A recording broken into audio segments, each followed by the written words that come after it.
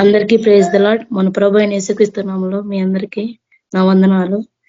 ఈరోజు ఆరాధన ఆరంభించుకునే ముందు ప్రేయర్స్ ద్వారా ఆరంభించుకుందాం. Manjula sister, praise lord sister. Praise lord sister.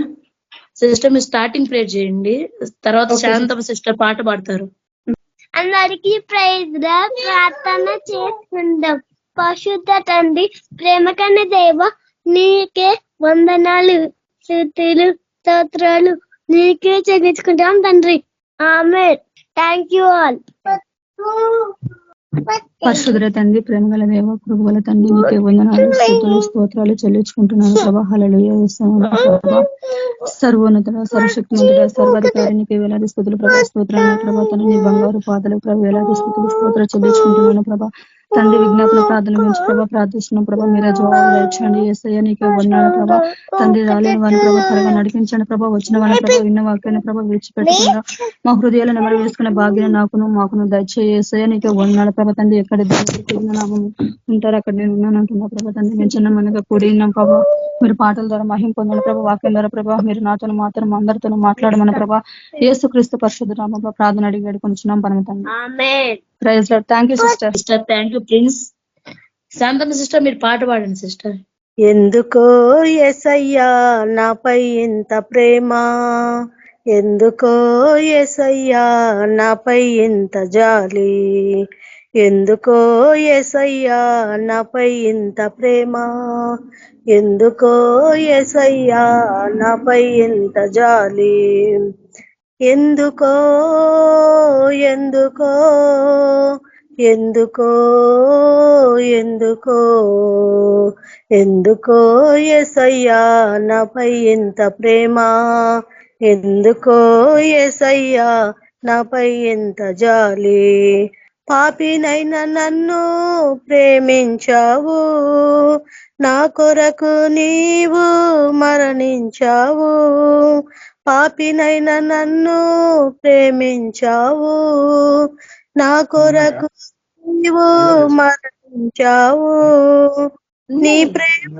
మరువనిది, నీ కృపా విడువనిది, నీ ప్రేమ మరువనిది, నీ కృపా విడువనిది, ఎందుకో ఎందుకో ఎందుకో ఎందుకో ఎందుకో యేసయ్యా నాపై ఇంత ప్రేమ, ఎందుకో యేసయ్యా నాపై ఇంత జాలి, ఎందుకో యేసయ్యా నాపై ఇంత ప్రేమ, ఎందుకో యేసయ్యా నాపై ఇంత జాలి, ఏ విలువ లేకున్నా ప్రేమించావు, నీ కృపను నాపైన చూపించావు, ఏ విలువ లేకున్నా ప్రేమించావు, నీ కృపను నాపైన చూపించావు, నీ ప్రేమ మరువనిది, నీ కృపా విడువనిది,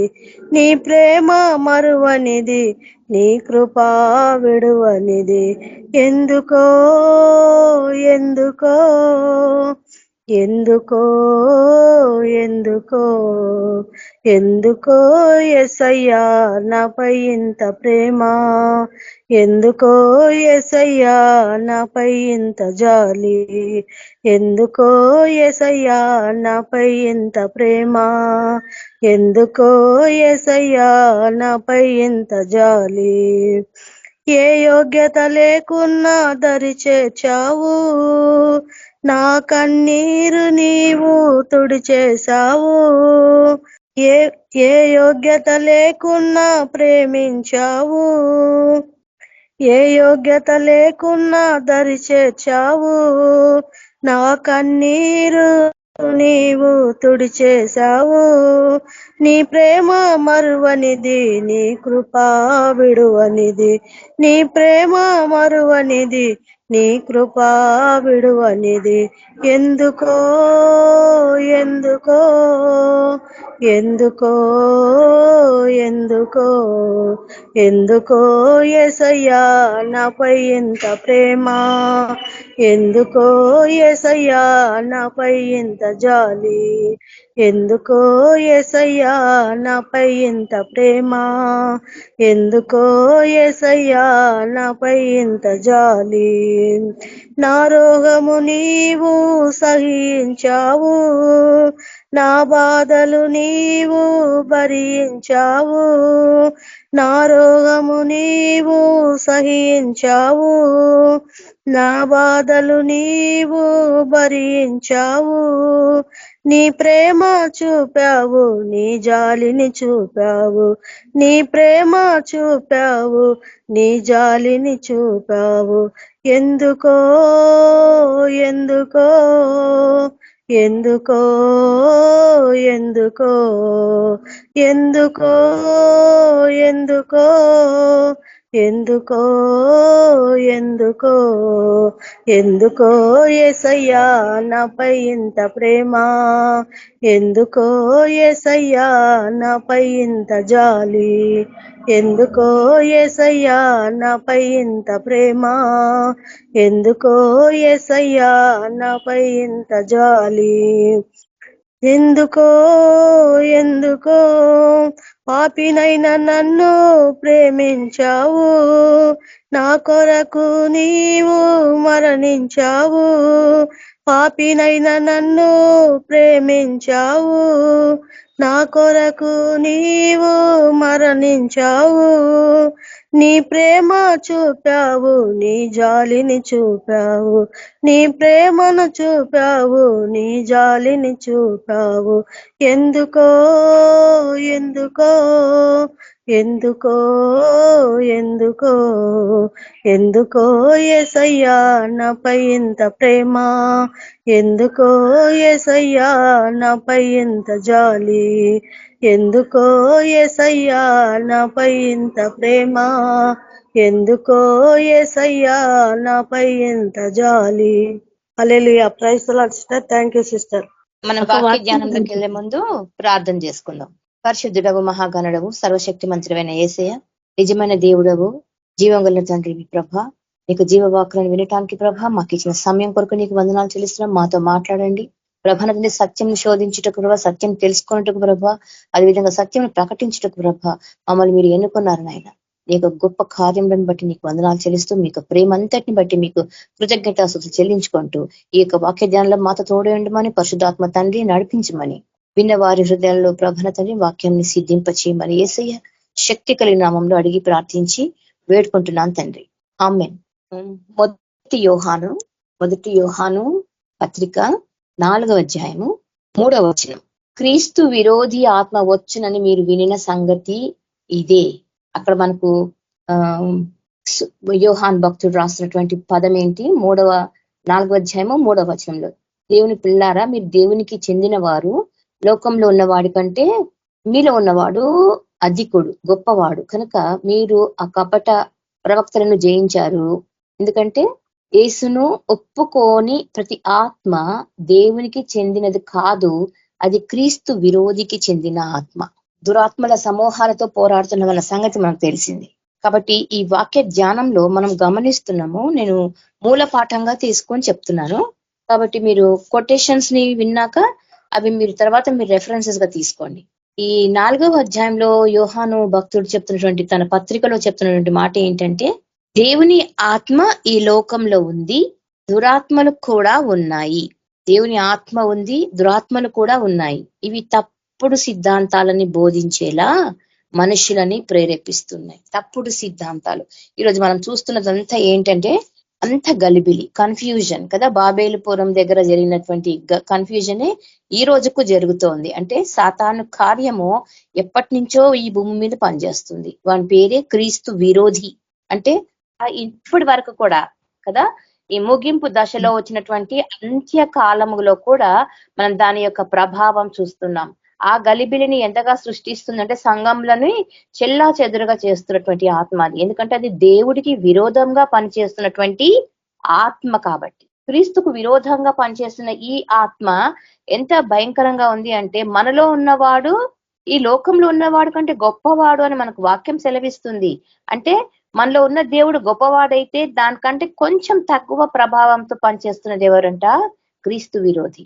కాబట్టి ఆ యొక్క ఆత్మని మనము గమనించాలా, అప్రమత్తంగా ఉండాలా. దాని జోలికి మనము పోకుండా, అది మన జోలికి రాకుండా మనము ప్రార్థన అనే ఆయుధంతో దానిని శోధించాలంట. బలిపీఠంని ఎంత స్ట్రాంగ్ గా మనం పెట్టుకుంటే మన ప్రార్థన బలిపీఠము ఆ శోధనను తప్పించుకోవటానికి దేవుడు మనకిచ్చే సహాయం చేస్తాడు. ఎందుకు 4వ అధ్యాయంలో మనము చూస్తున్నాం అదే మాట. మొదటి యోహాను పత్రిక 4వ అధ్యాయము 3వ వచనంలో ఏం చూస్తున్నాము?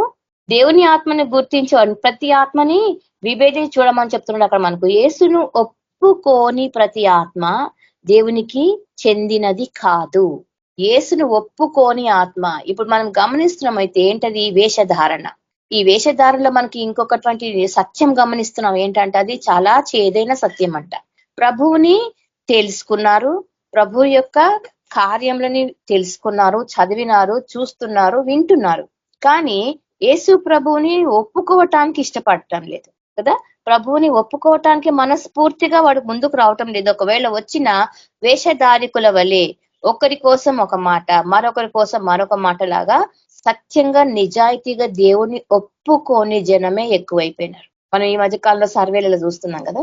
ఇదే మాట అది మనకు స్పష్టంగా తెలియజేస్తుంది. ప్రభువుని, యేసు నా దేవుడు, యేసు నా రక్షకుడిని ఒప్పుకోలేని పరిస్థితుల్లో చాలా మంది ఉన్నారు. ఎందుకంటే ఈ లోకం ఇచ్చేటువంటి బెనిఫిట్స్, ఈ లోకం ద్వారా వాళ్ళు పొందగలిగే అన్ని ప్రలోభాలకి వాళ్ళు లొంగిపోతున్నారు. ప్రభువు నుంచి వచ్చే వాటి గురించి వివేచించే ఓపిక కానీ, ఆ ఆత్మ వివేచన వరం కానీ వారిలో పని చేయటం లేదు. కారణం ఏంటంట? ప్రభువుని స్తుతిస్తున్నారే కానీ వారి మనసు చాలా దూరంగా ఉంది, ప్రభుకి దూరంగా ఉంది. అందుకనే ఈ యోహాను భక్తుడు తన పత్రికలో, మొదటి యోహాను పత్రికలో ఈ మాటలు తెలివిస్తున్నాడు. ఇది వారు మాట్లాడుతున్న విధానాన్ని బట్టి సూచిస్తుంది వాళ్ళ హృదయాంతర్యం ఏంటో. నువ్వు హృదయంలో నిండిన దాన్నే నువ్వు బయటికి మాట్లాడతావు కదా. నీ హృదయం దేని నింపుకుందో అదే బయటికి వస్తుంది. ఇప్పుడు వారి మాటలు ఎట్లా ఉన్నాయట? ఆయన 2-3 అధ్యాయాలు మనం గమనిస్తే అక్కడ మనకి ఏం అర్థమవుతుంది అంటే, శరీరము దీన్ని కాదనడం దేవుని అవతారం కదా. యేసు ప్రభు శరీరధారిగా రాలేదు అనేసి ఇప్పుడు చాలా బాహాటంగా జనాలు మాట్లాడుకుంటున్నారు. ఆయన శరీరధారిగా రాలేదు, ఆయన కన్య గర్భాన జన్మించడం అనేది అసంభవం, రుజువు చేయండి అనే ఆర్గ్యుమెంట్స్ బయలుదేరినాయి. కొత్త వితండ వాదన అన్నమాట. రుజువు చేయండి. ఇదంతా ఎవరు చేస్తున్నారంట? యేసు ప్రభువునే దేవుడు, యేసు ప్రభువే కుమారుడిగా వాక్యమే అవతరించింది అనేది ఒప్పుకోలేకపోవటానికి కారణము బలమైన క్రీస్తు విరోధి పనిచేస్తున్నటువంటి స్వభావం. ఇది ఎవరు ఒప్పుకోరో వారిలో ఖచ్చితంగా క్రీస్తు విరోధి ఉన్నాడు అనటానికే ఇదొక ఎగ్జాంపుల్ అన్నమాట. యేసు ప్రభు కన్య మరియ ద్వారా పుట్టనే లేదు అని చెప్తున్నారంట వీళ్ళు, ఈ క్రీస్తు విరోధి జనాలు. క్రీస్తు దేవ స్వరూపము, ఆయన మానవుడుగా జన్మించిండు కానీ ఆయనలో దైవ లక్షణాలు ఉన్నాయి అని ఒప్పుకోవటానికి ఇష్టపడని జనాలు ఉన్నారు. ఆయన దైవ మానవుడు అని చెప్పటానికి ఇష్టపడలేని వ్యక్తులు ఉన్నారు. ఇంపాసిబుల్ అండి, దేవుడు 2 రోల్స్ ఎట్లా ప్లే చేస్తాడనే ఆర్గ్యుమెంట్స్ చేసే ఒక తరం వచ్చేసింది ఇప్పుడు. ఇలాంటి వారి విషయంలో మనం చాలా అప్రమత్తంగా జాగ్రత్తగా ఉండాలంట. ఎందుకంటే ఈ లోక ఆచారాలని మన ముందు పెట్టి, ఈ లోక సిద్ధాంతాలని మన ముందు పెట్టి, ఈ లోకంలోనికి మనల్ని లాగేసుకోవటానికి విశ్వ ప్రయత్నం చేస్తున్నాడు క్రీస్తు విరోధి. కాబట్టి మనలో ఉన్నవాడు ఈ లోకంలో ఉన్నవాడి కంటే గొప్పవాడు. కాబట్టి మనలో ఉన్నవాడు ఎట్లా ఉన్నాడు, ఆ ఆత్మ ఏ విధమైన కార్యం చేస్తుందనేది అనుక్షణం మనము విశ్లేషించుకోవడానికి పనికొస్తుంది అంటున్నాడు. ఎందుకంట యోహాను సువార్తలో మొదటి అధ్యాయం, యోహాను సువార్త మొదటి అధ్యాయంలో 14వ వచనంలో దేవుడు ఒక మాట చెప్తున్నాడు. యోహాను సువార్తలో, ఇప్పుడు మనం చదువుతున్నది యోహాను పత్రిక, అయితే యోహాను సువార్తలో ఒక మాట చెప్తున్నాడు. ఏంటంటే అది అందులో చెప్పిన మాట అంటే సత్యాన్ని ఉపదేశించటము బహుశా బహిరంగంగా కాదనరంట వీళ్ళు. మనం ఒకసారి గమనిస్తే యోహాను సువార్తలో మొదటి అధ్యాయము 14వ వచనంలో గమనిస్తున్నాం కదా, దేవుడు మనిషి అయ్యాడు, రక్త మాంసములలో పాలివాడయ్యను, నిజమైన మానవ స్వభావం కలిగిన వాడాయను, ఆయన పేరు యేసు. క్రీస్తుతో 2 స్వభావాలు ఉన్నాయని ఆ వచనం మనకు స్పష్టంగా తెలియజేస్తుంది. శరీరంలో ఉన్నాడు ఆయన మానవ స్వభావంతో, కానీ ఆయన ఆత్మతో జన్మించిన వాడు కాబట్టి ఆత్మీయ స్వభావంతో, దైవ స్వభావంతో ఉన్నాడు. ఇది ఒప్పుకోలేకపోతున్నారు. ఎందుకంటే దీనికి రుజువులు కావాలి ఇప్పుడు ఈ రోజు జనాలకి. ఇవి రుజువులు చేస్తేనే నమ్మే స్థితికి వచ్చేసింది అనమాట ఈ లోకపు ఆచార వ్యవహారాలతో నిండిన మనిషి. ఎందుకంట వారికి ఈ లోకపు సైతాన్ కదా, సాతాను విరోధికి ఫాలోవర్స్ అయిపోయినారు వాళ్ళు, దాన్ని వెంబడిస్తున్న వారు. ఎందుకంటే వారిలో అది అంత బలంగా పనిచేస్తుంది కాబట్టి ప్రశ్నించే స్థాయికి వచ్చేసిండ్రు వాళ్ళు. దేవుణ్ణి చూపించగలరా మీరు? దేవుడు కన్య గర్భంలో ఎట్లా పుట్టిండు, అసలు ఆత్మతో ఎలా జన్మించగలరు? మీరు రుజువులు చేయండి, మీరు వాక్యం చెప్పడం కాదు, ముందు రుజువులు చేసి అప్పుడు మీ సువార్త పని చేయండి అని ఎదిరించి ఆటంకపరుస్తున్నటువంటి గుంపు అన్నమాట వీరు. క్రీస్తు విరోధికి వెంబడించేవారు వీళ్ళు. వీళ్ళని గురించి మనము ఆలోచిస్తున్నాం కాబట్టి వీళ్ళ గురించి మనము ప్రార్థన చేస్తాం. దేవునిలోని ఈ రెండు స్వరూపాలు, సత్యము, ఆయన ఆత్మీయ రీతిగా దైవ మానవుడిగా ఉన్నాడు కాబట్టి ఆయన వ్యక్తిత్వము దేవుడు వెల్లడి చేసిన గొప్ప రహస్యం అది కదా. ఈ గొప్ప రహస్యంని ఎవరు వింటారు, ఎవరు నమ్ముతారు అంటే పరిశుద్ధాత్మతో నింపబడిన వారు, ఆ ప్రేరేపణ కలిగిన వారు. అది లేని వాడికి మనం 100 సార్లు వాక్యం చెప్పినా వాడిలోకి వెళ్ళదు. అది కారణం ఏంటంట, క్రీస్తు విరోధి ఆత్మ వాడిలో పనిచేస్తున్నది. కాబట్టి మనము సేవ చేస్తున్నప్పుడు, వాక్యం అందిస్తున్నప్పుడు, సువార్త సేవలో ఎదురవుతున్న ఆటంకాలలో ఆ విరోధి యొక్క ప్రాబల్యం ఎక్కువగా ఉంది అనేది గమనించాలి. అప్పుడే మనకు ఆ బలమైన ప్రార్థన అనేది తెలుస్తుంది. చేసుకోవటానికి మనము ప్రభు యొక్క ఆత్మని మనము ఆయన సన్నిధిలో ఆత్మను పొంది ఆ ప్రార్థన చేయగలము. ఎందుకంటే క్రీస్తుకు విరోధంగా లేచిన వారు తన స్వకీయులే. మనం యేసు ప్రభు సేవలో 3.5 సంవత్సరాలు ఉన్నప్పుడు మనం అక్కడ ఏం గమనించినామంటే వాక్యంలో మత్తయి సువార్త నుంచి యోహాను సువార్త వరకు గమనించింది ఏంటి, అక్కడ ప్రభువుని వెంబడించిన వారే ఆయనను ప్రశ్నించిన వారు. ఆయనని వెంబడించిన వారిలో మిగిలిన లాస్ట్కు ఒక 60 మంది కదా, 1000 మంది వెంబడించిండ్రు, 1000 మంది విన్నారు. కానీ ఆ మేడ గదిలో ఉన్నటువంటి తన యొక్క భాగము స్వకీయులు. కాబట్టి మామూలుగా అయితే యేసు ప్రభువుని అంగీకరించకపోయినటువంటి ఈ క్రీస్తు విరోధులు అక్కడ ఏం జరిగిందంట, వారిలో ఈ క్రీస్తు ఆత్మ లేదు కాబట్టి, క్రీస్తు విరోధి ఆత్మ పనిచేస్తుంది కాబట్టి వారు సిలువకు అప్పగించడానికి సిద్ధపడింది. క్రీస్తుకు విరోధంగా పనిచేస్తుంది కాబట్టి సాతాను ఈ విధంగా తనకు జనాంగమును సంపాదించుకొని వారి ద్వారా ఇది గొప్ప కార్యం చేయటానికి అది సిద్ధపడింది. అది వారి హృదయాలని కలవరంతో నింపిందట. కాబట్టి వారు సిలువ వేయడి అని కేకలు వేసిరి. ఎందుకంటే అంతవరకు ఆయన మహత్కార్యం చూసిన వారు కదా, దేవుని యొక్క స్వస్థతలన్నీ కళ్ళారా చూసిన వారు. ఆయన జనాంగానికి ఆహారాన్ని పంచిపెడుతూ ఉంటే, ఆయన నీటిని ద్రాక్షరసంగా మార్చుతుంటే సాక్షులుగా ఉన్నవారే వీళ్ళంతా. కానీ అక్కడ ఏం చేస్తున్నారు వీళ్ళు, ప్రభువుని సిలువ వేయుడి అని అరవటానికి గొంతెత్తి నలుగురితో పాటు వాళ్ళ గొంతు పలికించడానికి సాతాను ప్రేరేపణ. ఎందుకంటే వారు క్రీస్తు విరోధికి బానిసలు అయిపోయినారు. కాబట్టి వారు ఈ విధంగా లేచి దేవుడి పైనే తప్పుడు అభియోగాలు చేస్తున్నప్పుడు వారికి ఏమాత్రం దుఃఖం లేదు. ఎందుకంటే వారు దైవాసక్తి లేని ప్రజలన్నమాట. వేషధారణ కొరకే కన్నీటిని కారుస్తూ అయ్యో ప్రభువా అని గుండెలు బాదుకుంటున్నారు, రొమ్ములు గుద్దుకుంటున్నారు, నేను సిలువ వేస్తున్నారా అని ఏడుస్తున్నారు. కానీ అది నిజంగా రక్షణార్థమైన మారు మనసు కాదు. కన్నీరు అందరితో పాటు కన్నీరు పెట్టాలి కాబట్టి ఆ విధంగా నటిస్తున్నారు అన్నమాట వీరు. నిజమైన రక్షణ మారు మనసును, రక్షణార్థమైన దుఃఖమును కలుగచేస్తుంది. ఆ దుఃఖం లేదు వారికి. నటిస్తున్నటువంటి కన్నీటితో వారు మొరపెట్టుకున్నటువంటి ఆ క్రియను చూస్తున్నప్పుడు సాతాను విరోధి కదా, దేవుడికి విరోధి ఎంత భయంకరంగా ఎంత బలంగా మనుషుల్లో పనిచేస్తుంది అంటే, సమాధానము ఉన్న స్థలంలో సమాధానం లేకుండా చేసే పని దాని పని. అప్పుడు మనం గ్రహించాలంట ఇది క్రీస్తు విరోధి చేస్తున్న పని అనేది. ఆ గ్రహింపు మనకు రావాలా. ఎందుకంటే మనకు తెలుసు దానికి సమయం మించిపోతున్నది, సమయము ఇంకా లేదు, ఇంకా తన వరకు ఎంతమందిని తిప్పుకోవాలో అంత మటుకు అది వేగిర పడుతున్నది. కాబట్టి అది విశ్వ ప్రయత్నం చేస్తున్నది జనాలని నరకం వైపు మళ్లించడానికి. అనేక ఆత్మలను అది వెంటబడుతుందంట. కాబట్టి మనము దాని క్రియలకి అడ్డుపడటానికి ప్రార్థన చేస్తున్నాం. ఎందుకంట ఈ ఆత్మ సంఘంలో సేవకుల విశ్వాసుల మధ్య పనిచేస్తోంది. ఈరోజు మంచి భక్తి కలిగిన సేవకులను కూడా, దేవుని పాద సన్నిధిలో మొరపెట్టుకుంటున్న సేవకులను కూడా అది వదలటం లేదు. క్రీస్తు విరోధి ఆత్మ కలిగిన వ్యక్తులు దైవ చిత్తానికి వ్యతిరేకంగా మాట్లాడతారు. సో దేవుడికి అగెయిన్స్ట్ గా మాట్లాడే ప్రతి ఆత్మ క్రీస్తు విరోధి ఆత్మ అని మనము గ్రహించాలంట. దేవుడికి వ్యతిరేకంగా మాట్లాడే ప్రతి ఆత్మని, వాక్య జ్ఞానం ఉంటే మనకు ఖచ్చితంగా తెలుస్తుంది ఇది దేవుడికి అనుకూలమైనదా వ్యతిరేకమైనదా అనేది. ఈ డిఫరెన్స్ తెలియకపోతే మనము కూడా మాయలో పడిపోయే అవకాశాలు ఉన్నాయంట.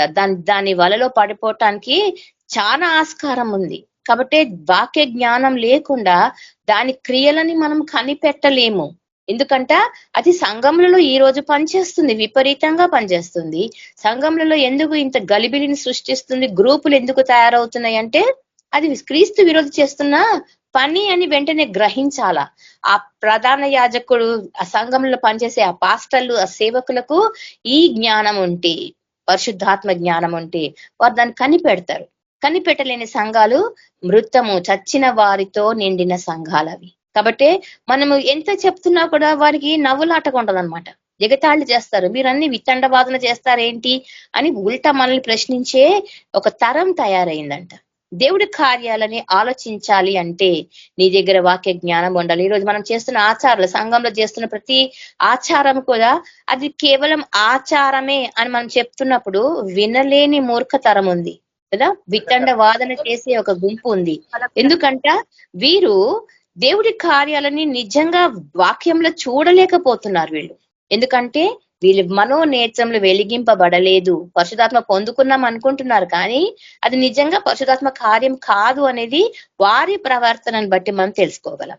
ఎందుకంట ఈ ఆత్మలో సంఘం అంతటి పైన పనిచేస్తుంది కాబట్టి ఏ ఒక్కరిని విడిచిపెట్టడం లేదు. క్రీస్తు విరోధి ఆత్మ, దేవుణ్ణి వ్యతిరేకిస్తున్న ఆత్మ అంట ఇది. ఎందుకంట ఇది ధర్మశాస్త్రంను కూడా వ్యతిరేకిస్తుంది. ధర్మశాస్త్రంలోని అనుకూలమైన వాటిని మాత్రమే తీసుకుంటది. కఠినతరమైన కొంచెం ఏమంటుంది, కాంప్లికేటెడ్ కమాండ్స్ ఉంటాయి, కొన్ని మల్టిపుల్ కమాండ్స్ ఉంటాయి దేవుడి ఆజ్ఞలు. వీటిని మనకు కాదు అనుకొని, అది పక్కవారి కోసం, ఇది నా కోసం కాదు అనుకొని దాన్ని పక్కకు పడేస్తుంటది. అంటే తనకు అనుకూలమైనవి, తాను ఆలోచించుకున్నవే కరెక్ట్, ఇవి మాత్రమే జరగాలి అని వాళ్ళు నిశ్చయం చేసుకున్నారు ఆల్రెడీ. కాబట్టి దాని ప్రకారం నడుస్తున్నారు. కానీ వాళ్ళు భ్రమలో ఉన్నారు. ఏంటది? మేము ఆత్మను పొందుకొని ప్రభు కార్యంలే చేస్తున్నాము అని. కాబట్టి వాక్య జ్ఞానం కావాలి మనం విశ్లేషించుకోవడానికి. ఇంతకు మనం చేస్తుంది ప్రభువు కార్యమా కాదా, ఇది తెలుసుకోవటమే మన ముఖ్య విధి. ఎందుకంట ఈ భ్రమపరచు ఆత్మ క్రీస్తు విరోధి ఆత్మ. గమనించాలి మనం, క్రీస్తు విరోధి ఆత్మ ఎంత భయంకరంగా పనిచేస్తుంది. కాబట్టి అనేకులు దాని వలలో పడిపోతున్నారు. అంతము వరకు సహించాలి అంటే ఆ విరోధి ఆత్మని మనం గ్రహించాలి. అసలు ఎక్కడ పనిచేస్తుంది, ఇది ఎవరిలో పనిచేస్తుంది, ఏ రూపంగా మన జీవితాల్లోకి ప్రవేశించడానికి ఇది సిద్ధపడుతుంది అనేది గ్రహించినప్పుడు చాలా సమస్యలకి మనకు పరిష్కారం దొరుకుతుంది. చాలా సమస్యలకి. ఎందుకంట మనకు ఈ పేతురు 2వ పత్రిక, మత్తయి సువార్తలో మనము ఒక్కటి గమనిస్తాం. ఏంటది? మొదటి నుంచి చివరి దాకా కృప సత్యాలతో నిండి ఉన్న ఆయన జీవితము, పరిచర్యలను రెండింటినీ సూచిస్తుంది. మొదటి నుంచి చివరి వరకు యేసు ప్రభువు చేసినటువంటి సత్యమైన బోధ, సత్యమైన జీవన ప్రమాణము, అలాగే సత్యమైన కృపతో, సత్యంతో నిండి ఉన్నటువంటి ఆయన జీవన శైలి, వీటిని గమనించినప్పుడు మనకు అర్థమవుతుంది ఏంటంటే చివరి దాకా కృప సత్యాలతో నిండి ఉన్న ఆయన జీవితము, పరిచర్య, ఇది ఆయనని సూచిస్తుంది. ఇప్పుడు ఆ సూచన ప్రకారమే మనం చూస్తున్నామా ఈరోజు యాజకులలో? సత్యమైన ప్రవర్తన కదా, చివరి దాకా కృప సత్యాలతో నిండి ఉన్న జీవితము మనకు ఇది కనపరచలేదు. జనాలు ఆర్టిఫిషియల్ కదా, గొప్ప వాళ్ళ కోసము, రిచ్ పీపుల్ కోసం అయితే మా వాక్యాలు ఎంత దూరమైనా వెళ్ళి చెప్తారు, కానీ బీదలకు సువార్త ప్రకటించమంటే మనస్ఫూర్తిగా చేయలేకపోతున్నారు. ఎందుకంటే సత్యాన్ని ప్రకటించడానికి వెనకాడుతున్నారంట. కారణం ఏంటి? వారిలో కూడా క్రీస్తు విరోధి ఆత్మ పనిచేస్తున్నది. అట్లాంటప్పుడు ఇంకా ఎవరు దేవుడి కోసం పనిచేస్తున్నారు అనేది ఒక పెద్ద ప్రశ్న కదా. నిజంగా సువార్త సేవ ఎక్కడ జరుగుతుందండి అని మనము ఇవాళ అడగవలసిన అవసరం వస్తోంది. దేవుడి కార్యములు ఎవరు చేస్తున్నారు? అసలు అంత వేషధారనే, అంత నటనే కదా. ఈ లోకానికి వారు ఆకర్షించబడిపోయినారు కాబట్టి వారి సేవలో లోపం జరుగుతోంది. కాబట్టి మనము గమనించాలి, గుర్తించాలి, వారి విషయంలో జాగ్రత్తగా ఉండాలి. కాబట్టి కృప అంటే, అసలు కృప అంటే ఏంటి? దేవుని కృప మనకు బైబిల్ మొత్తంలో, ఈ న్యూ టెస్టిమెంట్ లో, కొత్త నూతన నిబంధనలో మనకు ఒక 100 సార్లు కంటే ఎక్కువగా వినిపిస్తుందంట ఈ మాట, కృప అనే మాట కదా. క్రొత్త ఒడంబడికలో దేవుని కృప, దేవుడి అనుగ్రహం అనే పదము 100 సార్లు కనిపిస్తుందంట. అది ఎంతగా పనిచేస్తుంది మనలో అంటే, ఎవరు ఏంటి ఈ కృప అని చాలా మంది అడుగుతుంటారు. కృప అంటే పేరు పెట్టుకుంటారు కదా చాలా మంది, కృపావరము, కృపదాసు అని పేర్లు పెట్టుకుంటుంటారు. సో కృప అంటే అదొక పేరు అనుకుంటున్నారు. నిజానికి కృప అంటే ఏంటి? కృప అన్న అనుగ్రహం అంటే ఏంటంటే, అర్హత లేని పాపులకు దేవుడు పాప విముక్తిని, ఆధ్యాత్మిక జీవితానికి అవసరమైన అన్నింటినీ ఉచితంగా ఇవ్వడమే కృప అంటే. అది అర్హత లేకపోయిన వాళ్ళకు కూడా దేవుడు ఉచితంగా ఇచ్చినదే ఈ కృప. ఏంటది ఇచ్చింది ఉచితంగా అంటే, జీవన ప్రమాణాలకు తగ్గట్టుగా పాప విముక్తి, ఆధ్యాత్మిక స్పిరిచువల్ లైఫ్ కదా. పాపం నుంచి విముక్తి, స్పిరిచువల్ లైఫ్ ని ఇచ్చింది దేవుడు. ఇది ఉచితంగా కాబట్టి దీన్ని మనం కృప అంటున్నాం. ఈ కృప ఉన్నంత వరకు, ఈ కృప కాలంలో ఉన్న బిడ్డలందరికీ దేవుడు ఎంత బలంగా, శక్తివంతంగా సహాయం చేస్తాడు అంటే, క్రీస్తు విరోధి ఆత్మను అడ్డగించటం ఇది సాధ్యము అని ఆ యొక్క వాక్యం చెప్తోంది. మన కోసం చనిపోయేందుకు తన కుమారుని ఇవ్వడం కదా, మన కోసం చనిపోవటానికి అవసరమైన, ఆధ్యాత్మిక జీవితానికి అవసరమైన కృపను మనకు ఉచితంగా ఇవ్వడమే, మన కోసం చనిపోయినందుకు తన కుమారుని ఇవ్వడం, మనలో జీవించేందుకు తన ఆత్మను ఇవ్వడమే కృప. దేవుడు కృప ఎంతో తేటతెల్లంగా యేసుక్రీస్తులో వెల్లడైంది. ఆయన కృపను మనం వెంబడిస్తున్నాం కాబట్టి పౌలు భక్తుడికి ఏమంటున్నాడు ఆయన? నా కృప నీకు చాలు అంటున్నాడు. అంటే దేవుడి అనుగ్రహం ఉంది, పాప విముక్తి ఉంది, బలమైన ఆత్మకార్యం ఉంది. అదే విధంగా అర్హతమైన జీవితం కదా, పాపంలో నుంచి విడుదల పొందిన యేసుక్రీస్తు యొక్క చనిపోవడము మనకి ఇచ్చినాడు. కాబట్టి మనం దీనికోసము ఏ క్రయధనము మనం డబ్బులు చెల్లించాల్సిన పని లేదు. ఆయన తన సొంత కుమారుని ఇచ్చేసింది కాబట్టి. కానీ క్రీస్తు విరోధి వీటన్నిటికీ విరోధంగా మాట్లాడుతుంది. పాపానికి విముక్తి లేదు, జస్ట్ నీళ్ళలో మునిగితే చాలు, ఏ బలి అవసరం లేదు కదా, ఏ కొండ గుట్టకో వెళ్ళి మొక్కుబడులు చేసుకుంటే చాలు. క్రీస్తు విరోధి ధర్మ విరుద్ధమైన ఆలోచనలు, ప్రక్రియలతోటి మనుషులని వక్ర మార్గంలోనికి నడిపిస్తుంది. ఇది ఈజీ మెథడ్ అనేది వాళ్ళకి చూపిస్తున్నాడు. ఎందుకంటే దేవుడి మార్గము ఇరుకు మార్గము, అది కఠినమైన మార్గం అని వాళ్ళకి తెలుసు. కాబట్టి క్రీస్తు విరోధిని మనం కనిపెట్టాలంటే ఆ ఆత్మ సంఘములలో పనిచేసిన విధానాన్ని మనము కనిపెట్టాలి. దేవుడి కార్యాలని మనం కనిపెట్టాలి అంటే ప్రార్థన పూర్వకంగానే జరుగుతుంది. కాబట్టి దైవజనులకు, దేవుని సేవకు వ్యతిరేకంగా తలంపులు, ఆలోచనలు, క్రియలు మన జీవితంలో క్రియ జరిగించకుండా మనము మన విషయంలో జాగ్రత్త పడాలి. దేవుడి కార్యాలకి ఆటంకము, దేవుడి మాటలకు, తలంపులకు వ్యతిరేకంగా జరుగుతున్నాయి అంటే అక్కడ ధర్మ విరోధి, న్యాయ విరోధి లేదా సాతాను, దేవుని క్రీస్తు విరోధి అంటాం. ఇది పనిచేస్తోంది. మనకి చాలా సార్లు జనాలు చెప్తున్న మాట ఏంటి? కోర్టులకు వెళ్ళినాము, పోలీస్ స్టేషన్లకు వెళ్ళినాము, మాకు న్యాయం దొరకటం లేదు, న్యాయం జరగటం లేదు. ఎందుకంటే వాడు న్యాయ విరోధి, న్యాయంకి విరోధి, ధర్మానికి విరోధి. ధర్మం లేదు ఇప్పుడు ఈ రోజుల్లో అంటే న్యాయం విరోధి, ధర్మ విరోధి వాడు. కాబట్టి వీడిని జ్ఞాపకం చేసుకోవాలి మనం. ఎందుకంటే వాడి కుయుక్తులని మనం కనిపెట్టాలి. మనము కుయుక్తుడిని కనిపెట్టగలిగితేనే మెలకువగా ఉండి ప్రార్థించగలవు. లేకుంటే నిద్రాసక్తులమే లీనియంట్ గా ఉంటామంట. నిద్రాసక్తులము అంటే వాక్య విషయంలో నిర్లిప్తంగా ఉండటం. అట్లానే పడుకోవద్దని చెప్పట్లేదు నేను కదా. మనిషికి అవసరమైనది ఏంటంట? తిండి, నిద్ర. కానీ ఇది శరీర రీతిగా. కానీ ఆత్మ రీతిగా అయితే మీరు ఆత్మలో కనిపెట్టు వారి వలె ఉండవలెను. దాన్ని విశ్లేషించి కనిపెట్టాలంట, జాగ్రత్తగా ఉండమని. ఈ ఆత్మ ఎప్పుడూ ప్రయత్నిస్తోంది. అది మొదటి నుంచి మనం గమనిస్తున్నాం, హవ్వ దగ్గర నుంచి గమనిస్తున్నాం కదా. ఆమె జీవపు పండును తినటానికి ఆమెకు ఇష్టపడి ఉంటే బాగుండేది. కానీ మంచి చెడులు తెలివినిచ్చే ఫలమును కోరుకోవటానికి సాతాను ప్రేరేపించింది. అంటే దేవుడి కార్యంని వక్రీకరించడం అనేది అక్కడి నుంచే మొదలు పెట్టిందంట. కాబట్టి ఆ యొక్క కార్యంలోని మనము గమనిస్తున్నప్పుడు ఇది ఎంతమంది సేవకులను, ఎన్ని సంఘాలలో జోక్యం చేసుకుంటుంది కదా ఈ క్రీస్తు విరోధి ఆత్మ. ఎన్నో చోట్ల ఎంతో మంది నలిగిన హృదయాలతో విశ్వాసుల నడిపింపును జోక్యం ద్వారా దేవుని చిత్తం నెరవేర్చలేక సంఘాలు ఆత్మీయ ఎదుగుదల లేని స్థితిలో కనిపిస్తున్నాయి. ఈ రోజు సంఘాలలో, చర్చిలో పాస్టర్లు వాక్యాలు చెప్తున్నారు, జీవం లేని. వాయిస్ బ్రేక్ అవుతుంది అక్క. వినిపిస్తుందా? వినిపిస్తుంది. ఓకే. కాబట్టి ఈ కార్యాలని గురించి ఆలోచిస్తున్నప్పుడు మనకు ఒకటి జ్ఞాపకంకి రావాలంట. ఏంటది? యాజకులను సైతం అది మోసపుచ్చుతున్నది. కాబట్టి మనం యెహోషువ గ్రంథంలో ఒక మాటని గమనిస్తాం. అక్కడ మీరు మీ దేవుడైన యెహోవా నిబంధన మందసమును యాజకులైన లేవీయులు మోసుకొని పోట చూచినప్పుడు మీరున్న స్థలంలో నుండి బయలుదేరి దాని వెంబడి వెళ్ళవలెను అనేది అక్కడ వాక్యం. కాకపోతే మందసానికి ఆ యాజకులకు వెనక వీళ్ళు ఒక 2000 అడుగుల దూరంలో ఉండాలని. ఎందుకంటే ఆ పరిశుద్ధతని సమీపించడానికి అర్హత లేకుండే ఆ రోజుల్లో. కానీ ఈ రోజైతే ఆ మధ్య తెర చిరిగిపోయింది. యేసు ప్రభుతో మనం ఇప్పుడు ముఖాముఖిగా చూడటం మాట్లాడటము కుదురుతుంది. కానీ ఏ నరుడు దేవుని చూడలేదని చెప్తున్నాడు. కాబట్టి ఆయన యొక్క స్వరంను వింటున్నాము, ఆయన యొక్క ఆత్మను మనకి ఇచ్చింది. కాబట్టి ఆత్మ ద్వారా ఆయనను సమీపిస్తున్నాము, దానిని మనం గుర్తుపడుతున్నామంట.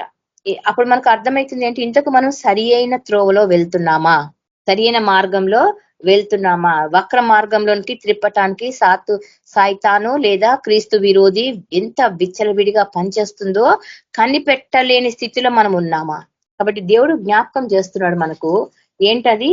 ఈ కార్యములన్నీ చూడాలి అంటే ధర్మశాస్త్రం గురించిన జ్ఞానం మనకు అవసరమై ఉన్నది అని చెప్పి ఈ యోహాను సువార్త 1వ అధ్యాయము 17వ వచనంలో గమనిస్తాం.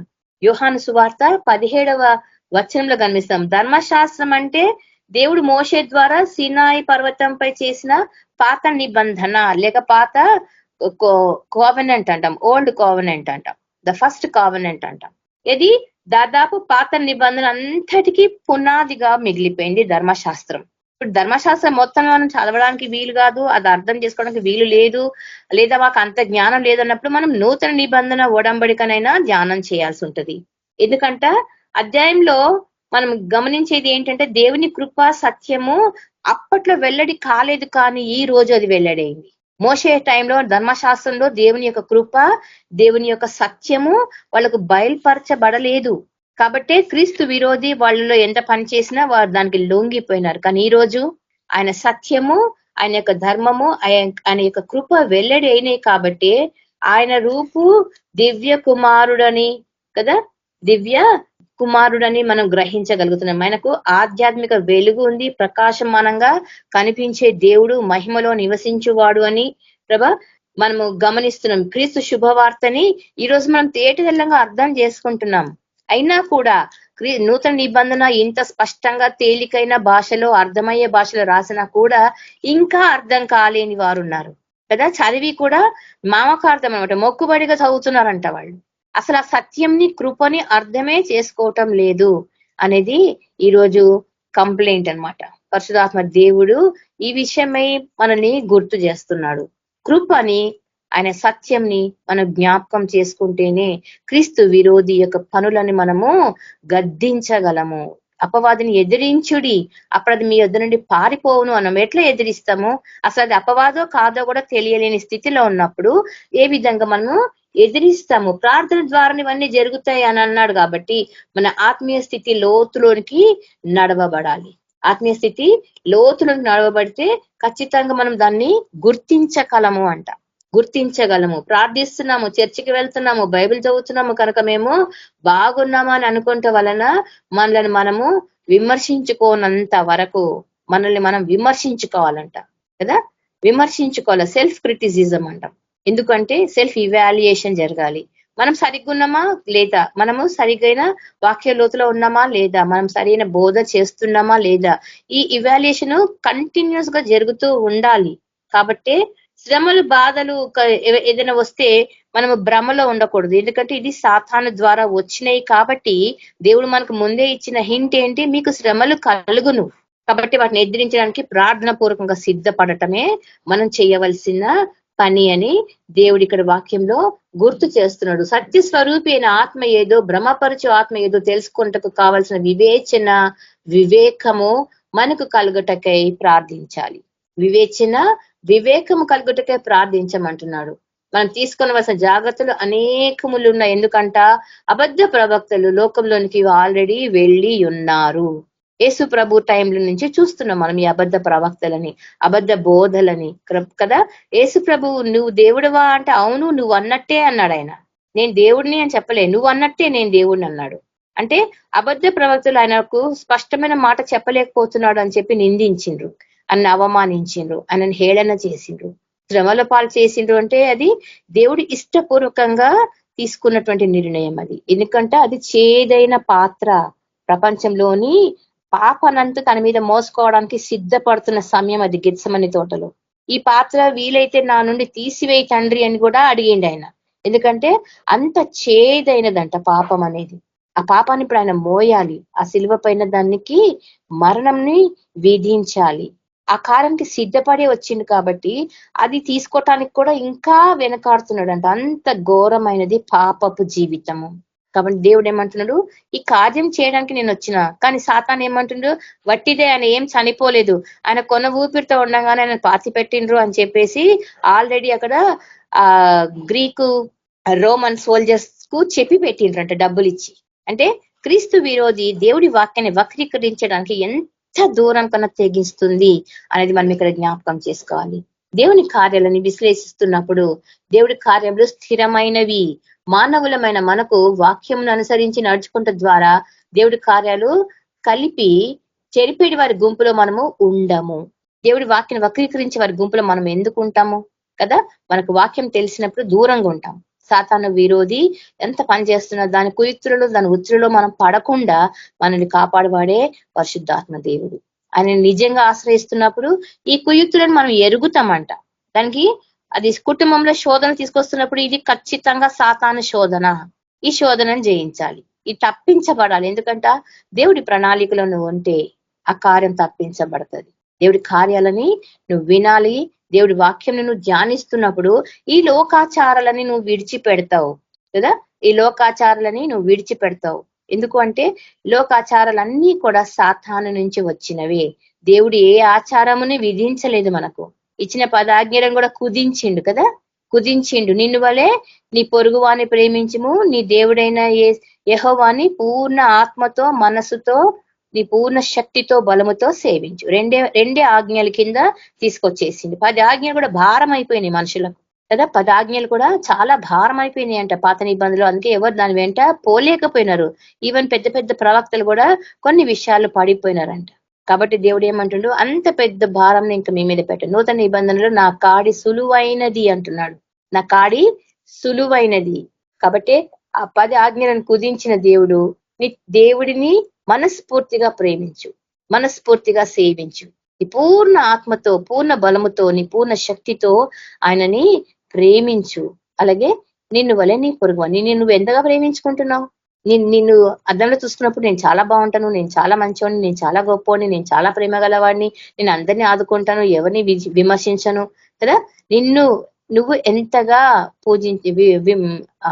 వివేచిస్తావో అలాగే నిన్ను వలే నీ పొరుగువాడిని, నీ పొరుగువాడిని కూడా నువ్వు అంతగానే ప్రేమించమంటున్నాడు దేవుడు. ఎందుకంటే పొరుగు వారిలో సాతాను పనిచేస్తుంది కాబట్టి వాడిలో నుండి ఆ సాతాన్ని గుర్తించి ఎవరిని నువ్వు దగ్గర తీయాలనో, ఎవరి కోసం నువ్వు ప్రార్థించాలనో నీకు పరిశుద్ధాత్మ దేవుడు తెలియచేస్తాడు. అందరినీ గుడ్డిగా నమ్మమని చెప్పట్లేదు దేవుడు. ఎందుకంటే తోడేలు చర్మంని కప్పుకున్న గొర్రెల వలె మన మధ్య సంచరిస్తున్నారు, మేకల వలె. గుర్తించండి, వాళ్ళని మనం కనిపెట్టాలంట. నిజంగా వీరు దైవ సన్నిధిలో ఎదిగిన వారేనా అనేది మనకు జ్ఞాపకం చేస్తున్నాడు దేవుడు. ఎందుకంటే సత్యస్వరూపి భ్రమపరచు ఆత్మని తెలుసుకోవటానికి మనకు వివేకమైన వరమునిచ్చిండు. కాబట్టి వాక్యం ధ్యానించుటతో మనం తీసుకోవాల్సిన జాగ్రత్తలను కూడా మనకు నేర్పిస్తున్నాడు దేవుడు. అబద్ధ ప్రవక్తలు లోకంలోనికి ఆల్రెడీ వెళ్ళిపోయిండ్రు. వారు లోకమంతటా సంచారం చేస్తున్నారు. సాతాను విరోధికి ఫాలోవర్స్ గా దానికి విధేయులుగా పనిచేస్తూ లోకాన్ని చుట్టుపెడుతున్నారు వీళ్ళు ఆల్రెడీ. ఎందుకంటే ప్రభువు యొక్క కాలం సమీపమైంది. ఆయన రాకడకు చాలా సూచనలు నెరవేరిపోయినాయి, తలుపు యొద్దనే ఉన్నాడు. కాబట్టి ఈ కార్యంలో జ్ఞాపకం చేసుకుంటున్నప్పుడు ఈ ధర్మ విరోధి న్యాయ విరోధి పనిచేస్తున్న దాని కుతంత్రాన్ని మనము కనిపెట్టాలి. కృపగల కార్యంలోని మనం ఆలోచిస్తున్నప్పుడు దేవుడు ఇచ్చినటువంటి ఈ ఆధిక్యతను మనం వాడుకోమంటున్నాడు. ఆధిక్యతను మనం వాడుకోవాలంట. ఎందుకంటే యథార్థవంతులను బలపరచుటకై దేవుని కనుదృష్టి లోకమందంతటా సంచారం చేయించినది. ఆ దేవాది దేవుని కనుదృష్టిలో మనము ఉండటానికే సిద్ధపడాలి. ఈ లోక విరోధి పనిచేస్తున్నాడు కదా, ఈ లోక విరోధిని మనం కనిపెట్టాలా, ఈ లోక విరోధి యొక్క కుయుక్తిని కనిపెట్టాలా, దాని కార్యములని మనము విభేదించాలా, ఆయన యొక్క గొప్ప ఔన్నత్యాన్ని మనం ప్రకటించాలా. ఈ లోక రీతి ఆచారాలతో మనం సచ్చుబడిపోకూడదు. ఈ ఆచారాలు మనం చేయకపోయినా మనల్ని ఎవడు ప్రశ్నించాడు కదా. ఈ లోకరీతిగా మనం దానిని జయించాలా, సాతాని కార్యములన్నిటిని మనము చెడగొట్టాలా, పడగొట్టాలా, దాన్ని జయించాలి. దాన్ని సమూల నాశనం చేయాలంటే దేవుడు మనకి ఇచ్చిన గొప్ప ఆయుధమే ప్రార్థన. మనకిచ్చిన గొప్ప ఆయుధమే ప్రార్థన. ఆత్మవన ప్రతి సమయం నందును ప్రతి విధమైన ప్రార్థనను విజ్ఞాపన చేయొచ్చు. ఆ విషయమై సమస్త పరిశుద్ధుల నిమిత్తమును పూర్ణమైన పట్టుదలతో విజ్ఞాపన చేయుచు మెలకువగా ఉండుడి అని ఎఫెసీ పత్రికలో పౌలు భక్తుడు చెప్తున్నాడు. 6వ అధ్యాయము 18వ వచనంలో ఆత్మ వలన ప్రతి సమయం నందు ప్రతి విధమైన ప్రార్థన. కానీ మనకి ఇంకొక పక్కన ఒక లూప్ హోల్ అనమాట, ఒక చిన్న డిఫెక్ట్ ఏంటంటే మనం లోకం మత్తులో పడి ప్రార్థన హీనులం అయ్యాము. ఈ లోకము ఆకర్షణ ఎంత భయంకరంగా ఉందంటే ప్రార్థన లేమి అంటాం. అంటే ప్రార్థించటానికి కూడా సమయం సరిపోవట్లేదు. 1 సెకండ్ 2 సెకండ్లు 5 నిమిషాలు ప్రార్థన చేయగానే అమ్మయ్య చేసేసినాం, ప్రార్థన అయితే చేసేసినాం అని ఒక ఆత్మ సంతృప్తి పొందుతున్నాం. నిజంగా నువ్వు ప్రార్థన చేసినావా కదా, నిజంగా నువ్వు ప్రార్థన చేసినావా అనేది మనకు ఒక్కొక్కసారి డౌట్ వస్తుంది అనమాట. కంప్లీట్ గా ప్రార్థనలో ఉన్నామా, మనము ప్రార్థన చేయగలిగినామా అంటే అప్పుడు మనకు ప్రశ్నలు ఏంటంట, నేను నిజంగా విశ్వాసంలో ఉన్నానా? ఎందుకంటే ఒక విశ్వాసి దేవుని సాన్నిధ్యంలో ప్రార్థన చేస్తుంటే సమయం తెలియదంట. మొక్కుబడి ప్రార్థన చేస్తున్నామా, మనల్ని మనం పరీక్షించుకోవాలి. ఎందుకంటే దినములు చెడ్డవి, దినములు చాలా భయంకరంగా ఉన్నాయి. ఏ రూపంలో సాతాను క్రీస్తు విరోధి మన కుటుంబంలోనికి అది జొరబడుతుందో తెలియదు. కాబట్టి ఇలాంటి ప్రార్థన విషయంలో మనం దాన్ని ఓడించాలి అంటే సాతాను శక్తిని బలమైన ప్రార్థన కావాలి, బలమైన ప్రార్థన. ఎందుకంట వాడి రాజ్యంలో పరలోకంలో నుండి పడద్రోయబడి దయ్యాలుగా మారి క్రీస్తు కంటే కూడా నేను ఒక మెట్టు ఎక్కువనే ఉన్నాను కాబట్టి దేవుడి కుడి పార్శ్వమున కూర్చోవలసింది నేనే అని ప్రకటించుకున్న రోజు అది త్రోయబడింది. అహంకారము ఉన్నప్పుడు త్రోయబడతాం అన్నమాట. దేవుడు అహంకారాన్ని ఎదిరించి దీనులకు సింహాసనం ఇస్తానన్నాడు. అది అహంకార పూరితంగా మాట్లాడింది. తన వైపునకు 1/3 కదా, 1/3 అంటే 30% దూతలను తన వైపు లాక్కుందంట. కాబట్టి అది త్రోయబడింది. కాబట్టి వాడు అనునిత్యం దేవుని పిల్లలను ఓడించడానికి ప్రయత్నం చేస్తున్నాడు. వాడి పేరే అపోల్లోయోను. ఆ పేరే అపోల్లోయోను అని మనము ఇది ప్రకటన గ్రంథంలో చూస్తాం. 9వ అధ్యాయము 11వ వచనంలో వాని పేరు ఏంటంట, అపోల్లోయోను అంటే నాశనము చేయవాడు. లూసిఫర్ అని ఒక పదము పరలోకంలో కింద పడద్రోయబడిన తర్వాత అపోల్లోయోను అనే పేరుతోటి పిలువబడుతున్న నాశనము చేయవాడు. ఈ సాతాను దయ్యాలు అనబడి అపవిత్రాత్మలు దీని సేనకు నాయకత్వం వహిస్తున్నాడు వాడు. కాబట్టి అవన్నీ కలిసి కట్టుగా పనిచేస్తున్నాయి, మానవుల్లో ప్రవేశిస్తున్నాయి, కుటుంబాలలో గలిబిలి సృష్టిస్తున్నాయి, రోగాలు తీసుకొస్తున్నాయి కదా, సమాధానము లేని కుటుంబంగా మారుస్తున్నాయి. సమాధానం లేకపోవటము, నీకు న్యాయం జరుగుతలేదు, నీకు ధర్మం జరుగుతలేదు, కారణము వీడి కుయుక్తులు, వీడి పనులే. ఇక శాతానికి ప్రకృతి శక్తుల పైన కూడా కొద్దిగా అధికారం ఇచ్చింది దేవుడు. కాబట్టి అది తన క్రియల ద్వారా, సూచక క్రియల ద్వారా మనస్సులను గలిబిలి చేస్తోందంట. మనస్సులను కూడా మార్చగలిగే శక్తి దానికి వస్తుందంట. కాకపోతే అక్కడ మనకు యోబు భక్తుడిని గుర్తు చేసుకోవాలి. ఎందుకంటే శరీరమును కుళ్ళుతో, కంపుతో, గడ్డలతో, పురుగులతో ఆయన భయంకరమైన స్థితిలోకి చేరుకున్నా కూడా దేవుణ్ణి ఒక మాట దూషించలేదు. మనం ఈరోజు ఒక కాలు విరిగితే, ఒక చెయ్యి విరిగితే, ఒక ఉద్యోగం పోతే, ఒక ఎగ్జామ్ ఫెయిల్ అయితే, ఒక పెళ్లి కాలేదంటే, ఒక ఇల్లు కట్టలేదంటే దేవుని దూషిస్తాం. ఏం దేవుడివి నాకేమి ఇయ్యలేదు కదా. కానీ యోబు భక్తుడు సమస్తమును కోల్పోయిన వాడు. దేవుడు ఇచ్చాను, దేవుడు తీసుకోనేను, ఆయనకే, ఆయన నామంకే స్తుతి కలుగును గాక అన్నాడు. కాబట్టి ఆ విధమైన మెచ్యూరిటీ లెవెల్స్ మనము అర్థం చేసుకోవాలా. దేవుడి కార్యాలని విభేదిస్తే అది నీలో ధర్మ విరుద్ధమైన కార్యము జరిగిస్తుందని అర్థం. ఆయన కార్యాలను ఒప్పుకోవాలా, సృష్టి కార్యంని మనము అంగీకరించాలా. ఎందుకంటే ఈ లోకంలో ప్రతిదీ మృంగుదుమా అని మనము 1వ పేతురు కదా, 1 Peter 5 చాప్టర్ 8 వర్స్, 1 పేతురు 5వ అధ్యాయం 8వ వచనం, అది ఎవరిని మృంగుదుమా అని వెతుకుతూ తిరుగుచున్నాడు. కాబట్టి కనిపెట్టాలా. ఎవరిని దానికి అంత ఈజీగా అది మింగడానికి నువ్వు అప్పగించుకుంటావా? అది వెతుకుతున్నాడు కాబట్టి నువ్వు అప్రమత్తంగా ఉండాలి. ఎందుకంటే ఈ లోకంలో ఉన్న ప్రతి పాపమునకు వెనక అది డైరెక్టర్ అన్నమాట, నిలబడి మార్గం చూపిస్తోంది. అది ప్రతి పాపానికి వెనక ఎవరి హస్తం అంటే ఖచ్చితంగా క్రీస్తు విరోధి. వాడి రాజ్యంలో పరలోకం నుండి పడద్రోయబడిన దయ్యాలున్నాయి. ఈ లోకరీతిగా మానవులు కూడా పాపంలో ఉన్నవారు ఉన్నారు ఆయన దాని దగ్గర. కాబట్టి పనిచేస్తున్నప్పుడు మీరు గమనించాల్సింది ఏంటంటే, నాలో, నా కుటుంబంలో, నా సంఘ జీవితంలో, నా ఇరుగు పొరుగు జీవితంలో, నా దేశంలో ఏం పనిచేస్తుందంటే ఖచ్చితంగా క్రీస్తు విరోధి కార్యము జరుగుతోంది. వారి కార్యములని మనం గుర్తించాలి. అది మనలో ప్రధాన దూత అయిన ఆఖరికి మిఖాయేల్ దూత కూడా ఒకప్పుడు దేవుడికి మొరపెట్టుకున్నాడు. వాడి దుష్ట శక్తుల అధికారాన్ని కలిగి ఉన్నాడు. ఎందుకంటే అంత బలంగా పనిచేసిందంట. మిఖాయేల్ దూత కూడా తిరిగి దేవుని యొద్దకు వెళ్ళిపోయి దేవుడికి మొరపెట్టుకునేంత స్థితిలోకి, అంటే అంత అధికారం కలిగి ఉంది ఈ సాతాను క్రీస్తు విరోధి. కాబట్టి ఎదిరించడానికి మెలకుగా ప్రార్థించండి, శక్తివంతంగా ప్రార్థించండి. దాన్ని జయించడానికి, సమూల నాశనం చేయడానికి దేవుడు మనకి ఇచ్చిన గొప్ప ఆయుధంనే మనం ఉపయోగించమంటున్నాడు. వీటిని స్వతంత్రించుకోవాలంట. మనం 21 ప్రకటన గ్రంథము 21వ అధ్యాయం 7వ వచనంలో, జయించువాడు వీటిని స్వతంత్రించుకొనును, అతనికి దేవుణ్ణి ఉండును, అతడు నాకు కుమారుడు ఉండునని దేవుడు చెప్తున్నాడు. భద్రంగా ఉండేది ఎవరైనా ఎత్తుకుపోతారేమో అని చెప్పి మనం భద్రపరచాం. అట్లా మన హృదయాలని భద్రపరచుకుందాం కదా. మనలో విత్తబడిన వాక్యంని భద్రపరచుకుందాం. మనలో ఉన్న పరిశుద్ధాత్మ దేవుని మనము భద్రపరచుకుందాం. ఆయన దగ్గర భద్రంగా ఉన్నది ఏంటంట? పరిశుద్ధాత్మ సన్నిధి.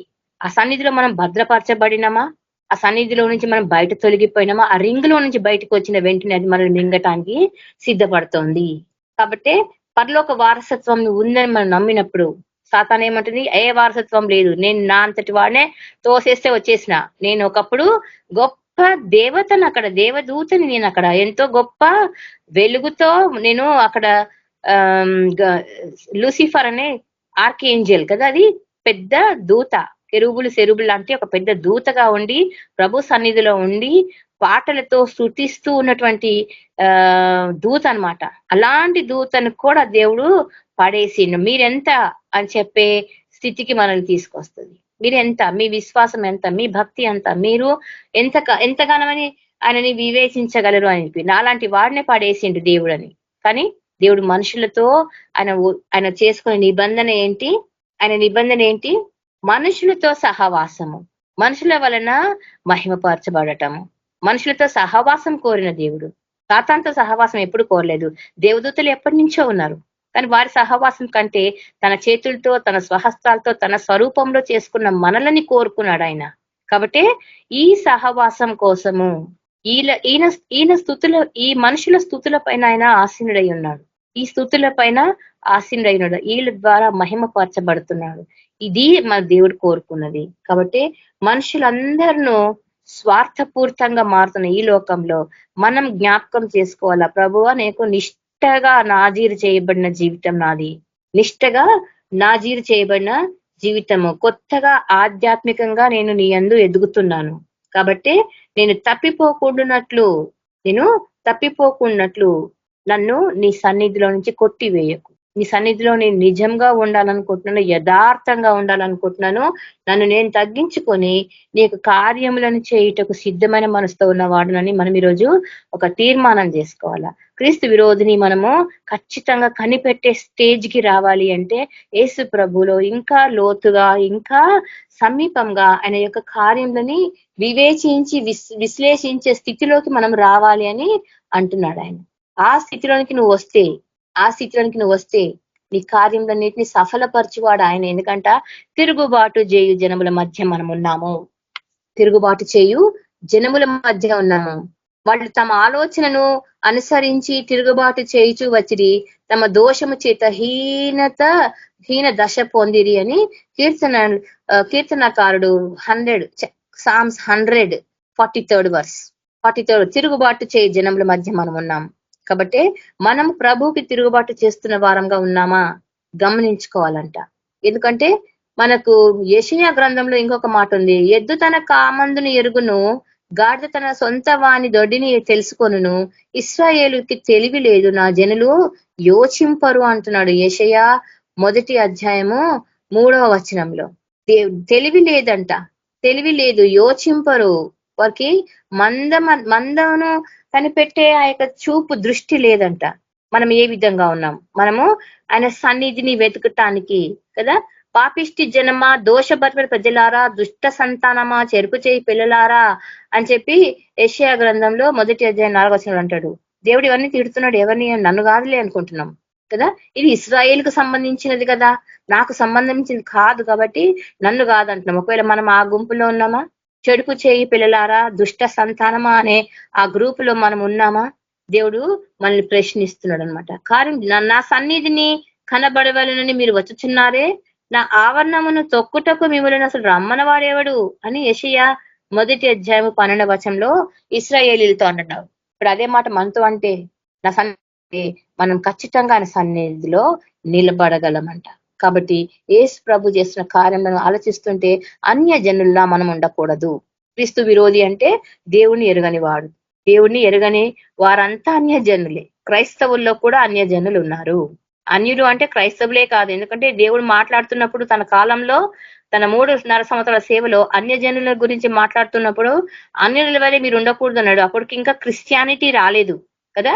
క్రీస్తు ప్రభు సేవ చేస్తున్నప్పుడు ఎవరు కూడా క్రైస్తవులుగా అనబడలేదు. అంతియొకయలో మొదటిసారిగా క్రైస్తవులు అనబడ్డారు ఎప్పుడు? పౌలు భక్తుడి సేవ మొదలు పెట్టినప్పుడు. అంటే అప్పటి వరకు అందరూ అన్యులే, లేదా యెరూషలేములో ఉన్నటువంటి యూదులు, ఐదరు యూదులు లేదా అన్యులు కిందకి వచ్చిండ్రు. కాబట్టి అన్యుల వలె మనం ఉండకూడదు, అన్య ఆచారాలను మనం పాటించకూడదు. కాబట్టే దేవుడి వాక్యంలను మనం జ్ఞాపకం చేసుకుంటుంటే మత్తయి సువార్తలు అంటాడు, అన్యులు వీటన్నిటి విషయమే విచారింతురు. ఏం తిందమా, ఏం తాగుదమా, మాకు ఏమి ఇస్తావు, ఏంటి, ఏది ఇచ్చినా దేవుడు మనకన్నీ అవసరం అని చెప్పి ఆయన ముందే చెప్పిండు కదా. మనకన్నీ అవసరమని, ఇవన్నీ మీకు కావాల్సినవని నాకు తెలియదా? ఎందుకంట మన కొరకు సిద్ధపరిచినవి, యేసు ప్రభువుని ప్రేమించు వారి కొరకు ఏవి సిద్ధపరిచినవి కంటికి కనబడలేదు, చెవికి వినబడలేదు, మనిషి హృదయానికి గోచరం కాలేదని మనం 1 కొరింథీ పత్రికలో 2వ అధ్యాయము 9వ వచనంలో చూస్తాం. మన కొరకు సిద్ధపరిచినవి చాలా అమూల్యమైనవి, అవి ఇంకా కనబడలే మనకు, కానీ ఒకరోజు కనబడే టైం వస్తుంది కదా. ఏది కూడా దేవుడు ఆయన తన ప్రణాళికలో తన ప్లాన్స్ చొప్పునే చేస్తాడు. మనం ఆయనకి ఆలోచన చెప్పము, మన ప్లాన్స్ ప్రకారం ఆయన ఎప్పుడూ చేయడు. కాబట్టి మనం ఎప్పటికీ మెలకువతో ఉండడానికి ప్రయత్నం చేయాలి. క్రీస్తు విరోధి కార్యాలు మన జీవితంలో జరగకుండా మనము అడ్డు వేయాలంటే బలమైన ప్రార్థనతో మనము ముందుకు వెళ్ళాలంట. ఎందుకంట ఈ ఫిలిప్పీ పత్రిక 4వ, నేను ముగిస్తున్నాను, ఫిలిప్పీ పత్రిక 4వ అధ్యాయము 19వ వచనం, దేవుడు తన ఐశ్వర్యము చొప్పున క్రీస్తు యేసునందు మహిమలో మీ ప్రతి అవసరం తీర్చును. కాబట్టి సాతానుకు లొంగవలసిన పని లేదు, దాన్ని బ్రతిమాలుకోవాల్సిన పని లేదు, దాని యొక్క గిఫ్ట్స్ మనం తీసుకోవాల్సిన అవసరం లేదు. ఎందుకంటే మనకి ఇచ్చేవాడు, మనలో ఉన్నవాడు ఈ లోకంలో ఉన్నవాడి కంటే ఎంతో గొప్పవాడు. కాబట్టి అన్యుల వలె మనం ఉండకుండా వారికి వేరై మీరు నివసించాలి, జీవించాలి, సాక్షులుగా నిలబడాలని దేవుడు కోరుకుంటున్నాడు. ఇక చిన్న వాక్యాన్ని దేవుడు దీవించిందాక ప్రార్థన చేసుకుందాం. పరిశుద్ధుడా, కృపామయుడా, సర్వలోకమునకు న్యాయాధిపతివైన యేసయ్య, మాకు ఇచ్చినటువంటి ఆధ్యాత్మిక జ్ఞానంను బట్టి నీకు వందనాలు. మాలో కార్యసిద్ధి చేయవాడవు, గొప్ప దేవుడవు, మాలో ఉన్నవాడవు, ఈ లోకంలో ఉన్న వాడి కంటే గొప్పవాడు. అయినా నీకు కార్యంలో అంతర్యంలో నన్ను ప్రభ మేము ఎరుగుటకు ప్రభ మాకు ఇంకా జ్ఞానం కావాలి నాయన. ప్రభ ఇంకా లోతులో మేము నివసించాలి ప్రభ. నీకు వాక్యపు లోతులోనికి మేము వెళ్ళటానికి మమ్మల్ని సిద్ధపరచండి. నీకు గొప్ప కార్యమే మేము కళ్ళారా చూడటానికి మాకు నేర్పించండి ప్రభ. క్రీస్తు విరోధి కార్యమే మేము విశ్లేషించాలా, సైతాన్ని చిదగొట్టాలంటే ప్రార్థన ప్రభాన తండ్రి మాకు నేర్పించండి. ఆ బలమైన ప్రార్థనలు మేము చేయటానికి మమ్మల్ని సిద్ధపరచండి. మా జీవితాలలో ప్రభ మీ కార్యములు జరిగించాలా, సిద్ధించవాలా ప్రభ. మమ్మల్ని అందరినీ నింపండి, నడిపించమని యేసయ్య శక్తి కలిగిన నామంలో అడిగి ప్రార్థించి వేడుకుంటున్నాను తండ్రి. ఆమేన్. Thank you sister. ఆమేన్. థ్యాంక్ యూ అక్క. ప్రైజ్ లార్డ్ అక్క. యేసు ప్రభు కృప, సమాధానము, పరిశుద్ధాత్మ నడిపింపు సకల పరిశుద్ధులకు మనకు కుడిన మనకు సదాకాలం తోడైంది నడిపించును గాక.